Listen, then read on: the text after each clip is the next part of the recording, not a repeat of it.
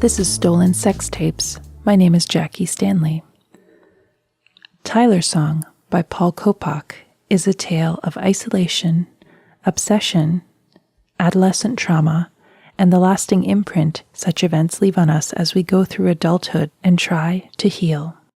The felt presence of immediate experience. That's what's real. You know, what you think, what you feel, what you see now is what's real.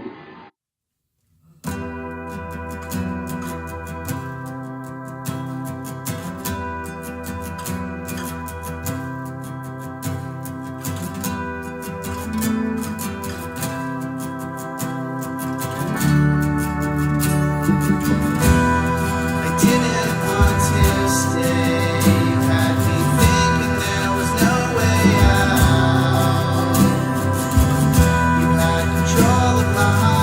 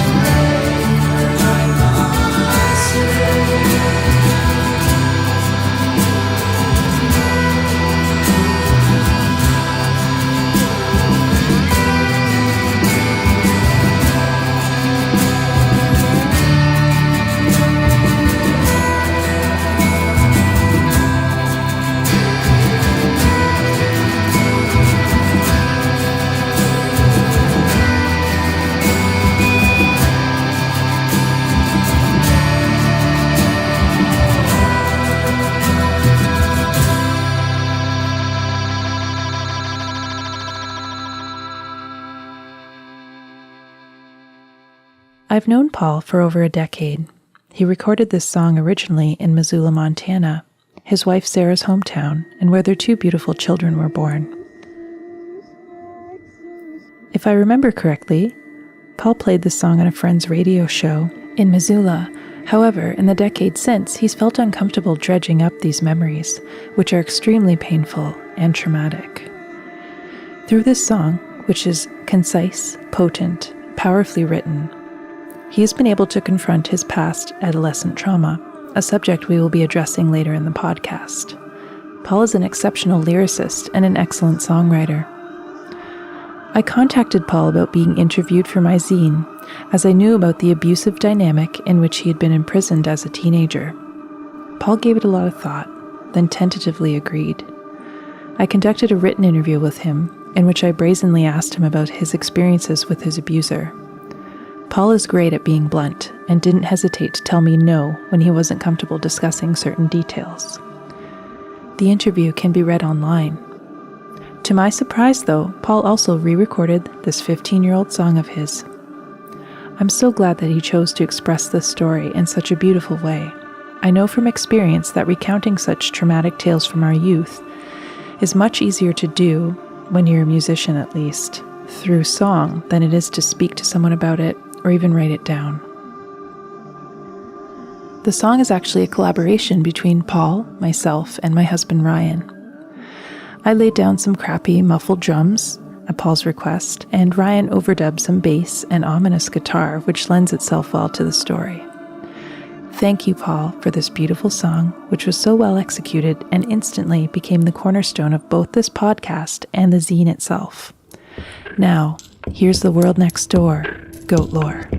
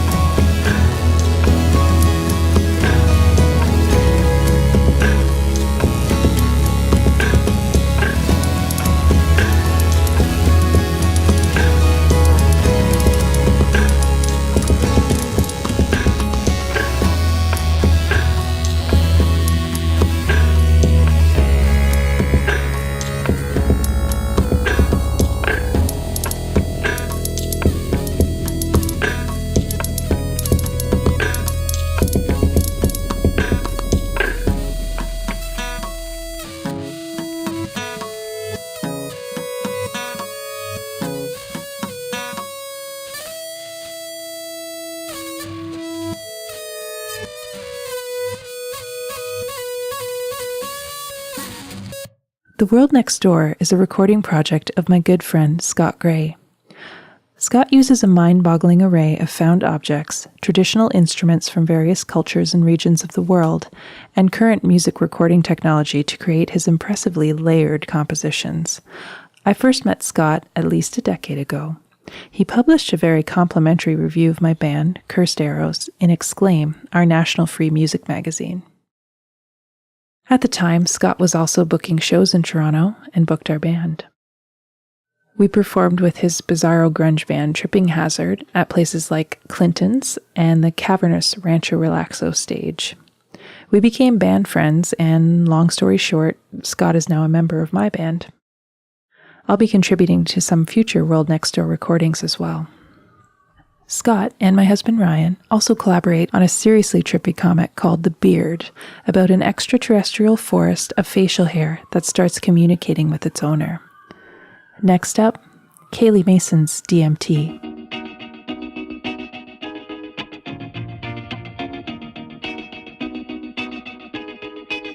Wanna kill the old ones, DMT, be some new ones. My brain cells kill the old ones, DMT, be some new ones. My brain cells. When I go dark, go hard, play my cards right. Going down, feel numb, I'm up all night. You fuck everybody, and especially me. Tonight's the night to do right, to shatter our dreams. Can I have it this time? Got this garbage in my mind. I don't know what's up. Got a monster in my blood, my blood. Kill the old ones, DMT, some new ones. My brain cells kill the old ones, DMT, some new ones. My brain cells ain't no methadone clinic for this. A poison stream, a torrid dream. I hear these voices calling. Where's the love where there's no earth left? I can't get high until I get on it. Kill the old ones, DMT, some new ones. My brain cells kill the old ones, DMT, some new ones. My brain cells.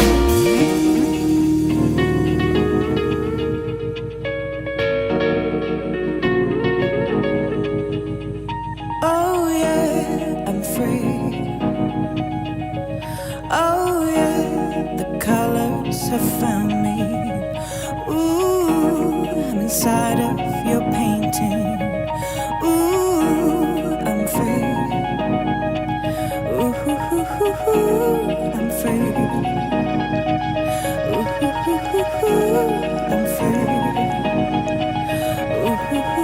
Ooh, I'm free.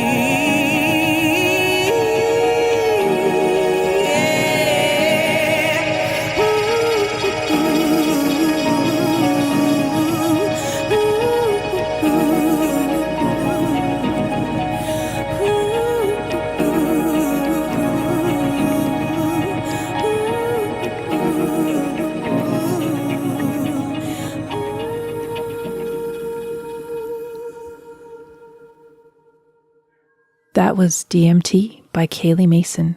What a powerful entity she is. A spiritual entity, the Adele next door. Her voice is simply amazing. Her songwriting has impressed me for ages. Like Scott and Paul mentioned earlier, Kaleigh is no stranger to booking her own shows, and she's always generous with other artists, bolstering them and offering them lovely performance spaces. We booked Kaleigh to perform with us at a house concert we put on in Waterloo. I remember the first thing she asked when she arrived at the house after swimming through noisy party guests. She was holding a pair of wet wool socks. She said, "Do you have a vent I can dry my socks on?" I thought that was awesome, and I showed her to the vent. When it came time for her performance, Kaleigh sang unamplified, though there was a mic and PA sitting in front of her. She didn't use it. and she sang beautifully. I remember being brought to tears. We had to perform immediately after her, and as soon as my ass hit the drum stool, I just started sobbing. Just the residual effects of listening to Kaleigh sing. Definitely the only time that I've cried at a show. She had quite the effect. DMT is her most recent song, recorded last year. I'm going to go out on a limb and assume that the song is not metaphorical and that Kaleigh has ingested the spirit molecule in her lifetime. I'm going to interview her about that soon enough. I'll ask her about that and her side hustle as a registered holistic nutritionist. Kaleigh is a phenomenal songwriter. The song was produced with her longtime production collaborator, Reed Hendry. The first thing you notice is that it's as though all the air has been drawn out of the room you're in. Suddenly the colors come forward and the edges sharpen. This is really happening. It has an extraordinary effect at low doses on visual acuity. So does psilocybin. And then you close your eyes. You feel very peculiar. A kind of anesthesia sweeps through your body, a kind of numbing and yet a sense of a building bubble of energy. And then you hear a tone, which is, it could be reproduced on a synthesizer. It's that, but it keeps going and becomes hypersonic, supersonic, subsonic, I don't know. And there is a sense of, literally a membrane is ruptured, and now you're there. One example of how DMT affects the body and mind in potentially useful ways is in creating supported and controlled traumatic experience. Trauma comes from the Greek word meaning wound. My dictionary defines trauma as a severe emotional shock having a deep, often lasting effect upon the personality. Traumatic experiences are often out of our control. For example, we do not choose our abusive childhoods, exposure to natural or man-made disasters, or other real threats to our lives. Once we've experienced such events, the mind's natural tendency is to wall off the feelings of fear, helplessness, and anxiety that threaten to overwhelm us. Nevertheless, unprocessed trauma seeps into our lives. We may find ourselves in situations that produce ghosts or shadows of these trauma-based feelings over and over again. It is as if we feel forced to repeat certain types of relationships that bring out feelings we couldn't master or control the first time, usually when we were powerless children. If we are to move past the consequences of trauma, it is necessary to confront them head-on. Usually, this requires a voluntary re-experiencing of the feelings caused by the trauma in a safe and supportive environment. The problem is how to access those feelings in the first place. In many ways, a high dose of DMT is traumatic, bringing about a loss of control and annihilation of personal identity. Shock is a word we heard many times during the DMT studies. That was an excerpt from Rick Strassman's book, DMT, the Spirit Molecule. Strassman's studies took place between 1990 and 95 and aimed to experimentally investigate the effects of DMT. During the project's 5 years, he administered approximately 400 doses of DMT to nearly 6 willing human volunteers. Strassman was the first to legally administer psychedelics to people in the U.S. in 20 years, and his research has widely been regarded as kicking off the psychedelic renaissance in which many psychedelic compounds have begun again to be scientifically studied for the first time since the early 70s.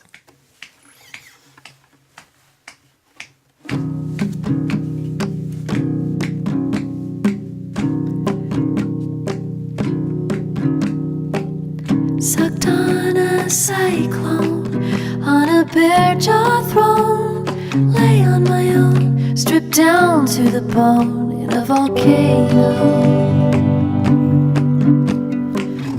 The flame of desire, my funeral pyre, with a tongue like a wire, licks higher and higher till I'm breathing fire.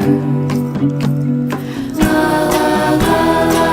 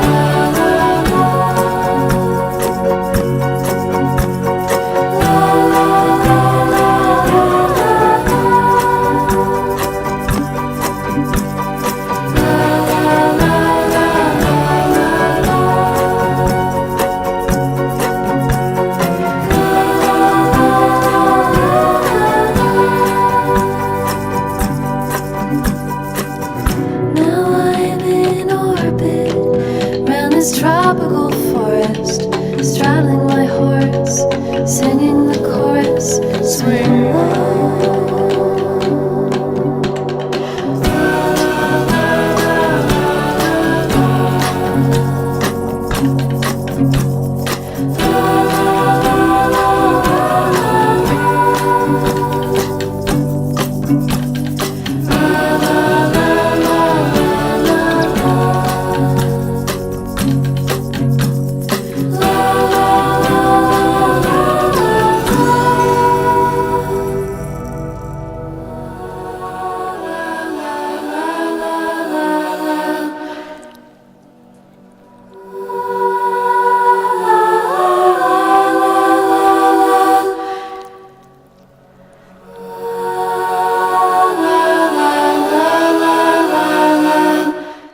You just heard Eiyn Sof's Pyre from the album Meadow Thrum. Thank you for listening to this inaugural episode of Stolen Sex Tapes. On our next 2 episodes, we'll talk about murder, ghosts, psilocybin mushrooms, hearing voices, and the courage it takes to walk away from a faith or community that hurts you far more than it allows you to grow. I'm Jackie Stanley,